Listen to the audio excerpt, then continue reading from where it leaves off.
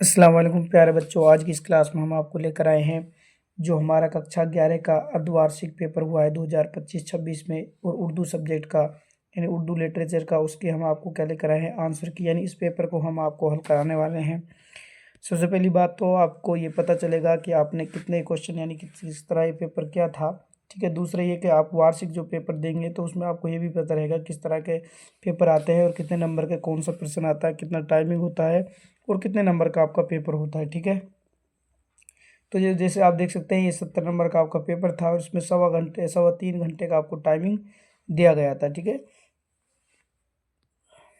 आगे चलते हैं। देखो ये आप अपने तलबा के लिए कुछ हिदायत होती हैं, इनको आप पढ़ सकते हैं। जैसे सभी सवालात करने लाजमी है। ठीक है। उसके बाद सभी सवाल नंबर सही लिखें, यानी जैसे आप दूसरे का कर रहा तो उसको दूसरा लिखें, पाँचवें का कर रहा तो पाँचवें लिखें। नेक्स्ट सवाल के जवाबात खुशखत लिखे। खुशखत के मायने होते हैं प्यारे बच्चों यानी सुंदर लेख लिखना है आपको, साफ सुथरा बिल्कुल पेपर को करना है। इन सारी बातों को हर बच्चों को क्या है, हर पेपर में क्या है आपको ध्यान रखना है। तो शुरू करते हैं सवालों के साथ साथ। पहला सवाल है जैसे क्या करा, मीर अमन कहाँ के रहने वाले थे। तो मीर अमन आपके दिल्ली के रहने वाले थे। कहाँ के रहने वाले थे, दिल्ली के। तो जी इसका सही हो जाएगा, यानी सही इसका सही जवाब हो जाएगा। ठीक है। नेक्स्ट चलते हैं अगले सवाल की तरफ। पथरस बुखारी का कलमी नाम क्या था। सबसे पहले आप पता होना चाहिए कि कलमी नाम और तखल्लुस एक ही है।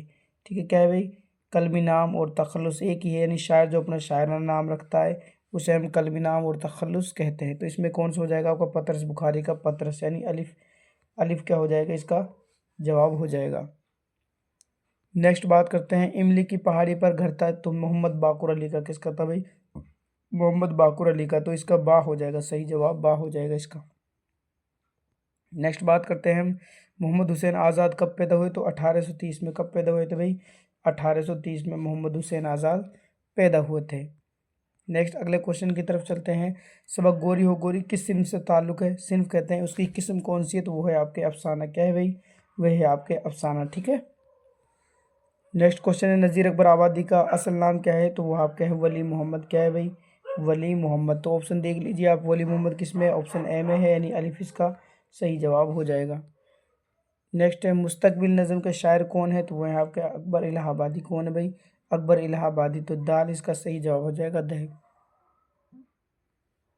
नेक्स्ट क्वेश्चन चलो, बांग दरा किसका मजमुआ है। तो आपको पता है अल्लामा इकबाल का। कितने शेरी मजमुए, मोस्टली 4।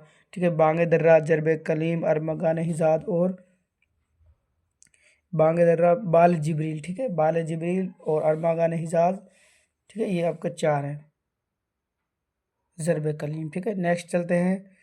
अगला क्वेश्चन है, खान बहादुर का खिताब किस शायर को मिला है। तो वो है आपके अकबर इलाहाबादी। कौन है भाई, अकबर इलाहाबादी। ठीक है। अलिफ इसका सही जवाब हो जाएगा। नेक्स्ट चलते हैं, अख्तर शीरानी क्या पूछा है, अख्तर शीरानी। ठीक है। नेक्स्ट क्वेश्चन है, अख्तर शीरानी का असल नाम क्या था। तो है आपके दाऊद खां। ठीक है। मोहम्मद दाऊद खां। ठीक है। दाऊद खां हो जाएगा। ठीक है। दाऊद खां। ठीक है। दाऊद खां। तो देख लीजिए आप, दाऊद खां किसमें, आपका ऑप्शन ए इसमें अलिफ में सही हो जाएगा। नेक्स्ट है, अगले क्वेश्चन की तरफ चलते हैं। अली सरदार जाफरी का इंतकाल कब हुआ था। तो वो हुआ था आपका 2000 में। ठीक है। कब हुआ था, बाव इसका सही जवाब हो जाएगा 2000 में। नेक्स्ट उसके बाद ये आपके छोटे छोटे सवाल है, इनको भी आप देख लीजिएगा। ठीक है। जैसे किस्सा जहाँ दरवेश में कितने फ़कीरों को किस्से थे। तो वो आपके कितने थे भाई, 4। किस्सा जहाँ दरवेश का ही मतलब होता है 4 दरवेश कहते हैं फ़कीर, यानी 4 फ़कीरों के किस्से यानी कहानी। ठीक है। नेक्स्ट जैसे क्या है, मीर बाकुल अली साहब को अक्सर कौन सा किस्सा सुनाया करते थे, अपने बहादुर शाह जफर वाले उसका। ठीक है। उसके किस्सा सुनाया करते। अप्सरा चौथी का जोड़क है इस्मत चुगताई। चौथी का जोड़क किसने लिखा है भाई, इस्मत चुगताई ने। ठीक है। इस्मत चुगताई ने। ठीक है। इस तरह ये आप क्वेश्चन कर सकते हैं। जैसे लाला जी ने मुसन्निफ को जगाने के लिए क्या तरीका इख्तियार किया, रामकलई ने गोरी के बछड़े को बचाने के लिए क्या किया। ठीक है। ये सारे क्वेश्चन है, आप इनको देख सकते हैं। उसके बाद है नेक्स्ट, ये भी आप इनको क्वेश्चनों को देख सकते हैं। जैसे मतला किसे कहते हैं, मैं शॉर्टली आपको बता रहा हूँ क्योंकि सिर्फ मुझे क्या है आपको हाफ ईयरली पेपर का बताना है कि किस तरह का आपका हाफ ईयरली पेपर हुआ था। जैसे हम करते हैं, मतला किसे कहते हैं, गज़ल का पहला शेर। ठीक है भाई, गज़ल का पहला शेर क्या कहलाता है, गज़ल का पहला शेर मतला कहलाता है, जिसमें शायर रदीफ़ और काफ़िये का इस्तेमाल करता है। ठीक है। सूरज ने अपनी किरणों को क्या पैगाम दिया है कि जिस तरह सूरज की किरणें रोज़ाना आती है, इस तरह इंसान को भी क्या है, रोज़ाना नए नए क्या है, एक नई ज़िंदगी मिलती है और नए नए इंसान को काम करने चाहिए। ठीक है, इस तरह ये सारे क्वेश्चन आप देख सकते हैं, ये आपके जो हाफ ईयरली एग्जाम में। उसके बाद आपके पैसेज आता है, ये पैसेज को आपको किस तरह करना है ये देख लीजिएगा। आपका अगर नेक्स्ट वार्षिक पेपर में भी आपका पैसेज आएगा कि जैसे दे रखा है, रज़िया सुल्तान हिंदुस्तान की पहली मलिका थी, दिल्ली के तख्त पर बैठी थी, वो दिल्ली के बादशाह इल्तुतमिश की बेटी थी। ठीक है, ये 10th क्लास के जो आपका सबक है रज़िया सुल्तान, उसी से लिया गया है। अब इसमें आप बता सकते हैं दिल्ली के तख्त पर बैठने वाली पहली मलिका कौन थी, तो आप बता सकते हैं कि रज़िया सुल्तान थी। ठीक है, कौन थी भाई, रज़िया सुल्तान। ठीक है,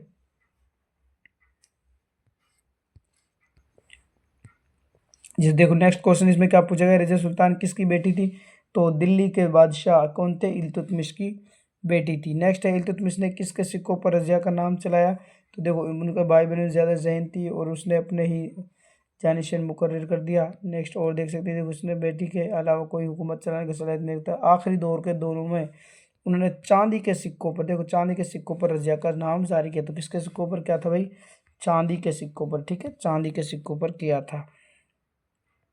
नेक्स्ट है इक्तिबास का मतलब अपने अल्फाज में लिखने, नहीं इस इक्तिबास का, इस पैसेज का आपको क्या लिखना है, अर्थ लिखना है, सारांश लिखना है।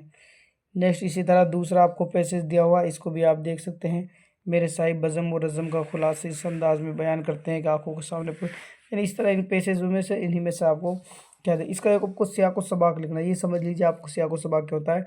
सियाक़ व सबाक़ में आप सबसे पहले क्या पॉइंट देते हैं, हवाला देते हैं, यानी ये जो क्या है पैसेज है, इक्तिबास है, ये किस सबक से लिया गया है, इसके कौन है मुसन्निफ़, यानी इसके लेखक कौन है। ठीक है, इसके मुसन्निफ़ कौन है। ठीक है, ये चीज़ आपको बतानी है। नेक्स्ट उसमें दूसरा आपका लिखना है, तशरीह लिए या सियाक़ व सबाक़ लिखना है।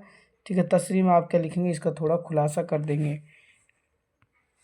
नेक्स्ट आगे चलते हैं, अगले क्वेश्चनों में आपको क्या बताया, पूछा गया है, जैसे ये दे रखा है आपको नज़म दी है या गज़ल दी है। ठीक है, इनको आपको, इनका भी आपको हवाला और तशरीह लिखनी है।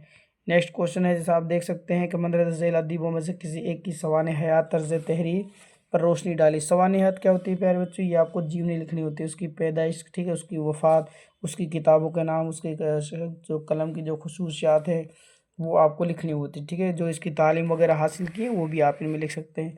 अब दो में से आपको एक करनी, मीर अमन कर सकते हैं आप, पथरस बुखारी में से कर सकते हैं। नेक्स्ट है मंदरज़ शायरी, आपको शायर दी है इस्माइल मेरठी और मीर तकी मीर, यानी आपको जैसे बता सकते हैं कि भाई इस्माइल मेरठी क्या है, 1844 मेरठ में पैदा हुए और 1917 मेरठ में इनकी क्या वफ़ात हुई। ठीक है, और ये क्या है, बच्चों के शायर है, बच्चों के नज़में लिखी हैं, उसके शौक जो नफ्सियात के लिए नज़में लिखी है। ठीक है,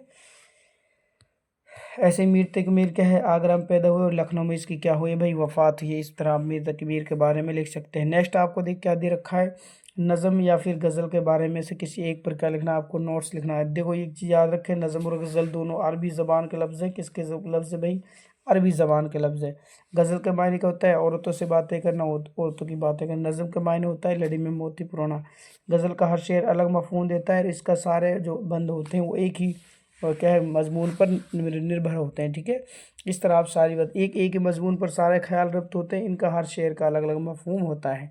गज़ल में क्या अज्जाए तरकीबी क्या है, जैसे मतला है, क्या है भाई, मतला है, मक्ता है, ठीक है, रदीफ़ है, काफ़िया है। ठीक है, ये सारी चीज़ें। ऐसी नज़म की कितनी किस्म होती हैं, 4 किस्में। नज़म मुअर्रा, ठीक है, आरी नज़म, ठीक है, आरी नज़म भी कहते हैं इसको, आज़ाद नज़म कहते हैं, एक पाबंद नज़म होती है आपकी, एक नसरी नज़म होती है। ठीक है, इस तरह आप पूरी डिटेल आपको ये लिखनी है। ठीक है, 2 नंबर का तो बिल्कुल शॉर्ट में आप लिख सकते हैं। नेक्स्ट उसके बाद जैसे मंदरज़ झैल सबक, किसी एक सबक का खुलासा लिखिए, यानी इनमें से एक सबक का आपको सारांश लिखना है, यानी ये सबक आपसे क्या कहना चाहता है। ठीक है, इस सबक अब सारांश में क्या लिखेंगे, सबसे पहले सबक किसने लिखा है और इस सबक में क्या कहा गया। जैसे सरगुज़श्त आज़ाद बख्श बादशाह की और गोरी हो गोरी, इनमें से दोनों में से आपको एक सबक की क्या करनी है भाई, यानी खुलासा करना है, तस्दीक करनी है।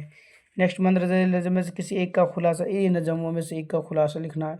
ठीक है, क्या लिखना है भाई, नज़म में से एक का खुलासा लिखना है। ठीक है, जैसे देखो हम बात करते हैं शुआए उम्मीद या फिर आदमी नामा। आदमी नामा आपको पता है किसने लिखी है भाई, नज़ीर अकबर आबादी ने। किसने लिखी है, नज़ीर अकबर आबादी ने लिखी है। तो इसका आप लिख सकते हैं आदमी के बारे में उन्हें क्या बयान किया है। नेक्स्ट क्वेश्चन है आपका, अपने प्रिंसिपल साहब को एक दरख्वास्त लिखिए जिसमें फ़ीस यानी फ़ीस माफ़ी के लिए आपको क्या लिखनी है, अपने प्रिंसिपल के लिए दरख्वास्त लिखनी है। ठीक है, क्या लिखनी है भाई, दरख्वास्त लिखनी है।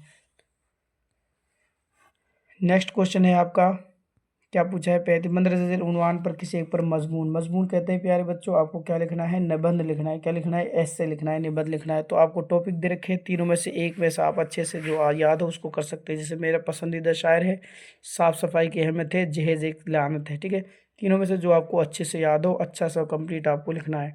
3 पॉइंट आप इसमें याद रखें। जैसे पहला हो जाएगा आपका तमहीद, क्या हो जाएगा भाई, तमहीद हो जाएगा, जिसको हम क्या कहते हैं हिंदी में प्रस्तावना। क्या कहते हैं प्यारे बच्चों, प्रस्तावना कहते हैं। नेक्स्ट क्या हो जाएगा आपका दूसरे नंबर पे, नफ्से मजमून, क्या हो जाएगा, नफ्से मजमून। ठीक है, और तीसरे नंबर पे आपका क्या हो जाएगा, इख्तिताम, क्या हो जाएगा, इख्तिताम हो जाएगा। ठीक है, इख्तिताम हो जाएगा। इस तरह आपको मुकम्मल तीनों पॉइंटों से क्या लिखनी है, आपको एक मुकम्मल आपको निबंध लिखना है। ठीक है, तकरीबन आप लिख सकते हैं एक डेढ़ या 2 पन्ने का, आराम से 2 पेज का, सॉरी 2 पेज का आप आसानी से, 2 या ढाई पेज का आसानी से इसको कंप्लीट कर सकते हैं। तो ये था प्यारे बच्चों हमारा आज के क्लास का क्या है, हाफ ईयरली 11th क्लास का जो उर्दू का पेपर हुआ है राजस्थान बोर्ड से, उसका हमने आपको कुछ कोई आंसर बताए हैं, कुछ हमने आपको, ठीक है, यानी पूरा कंप्लीट पेपर आपको दिखाया है। इसके अलावा हमने आपको कंप्लीट जो आपके और क्लासें हैं, जैसे 6th है, 7th है, ठीक है, 8 है, 9, 10th, 11, 12 तक के हाफ ईयरली एग्ज़ाम और वार्षिक पेपर और मॉडल पेपर हमने इस चैनल पर आपको डाल दिए गए हैं। आप उनको देखकर क्या अपनी तैयारी को बेहतर बना सकते हैं। ठीक है।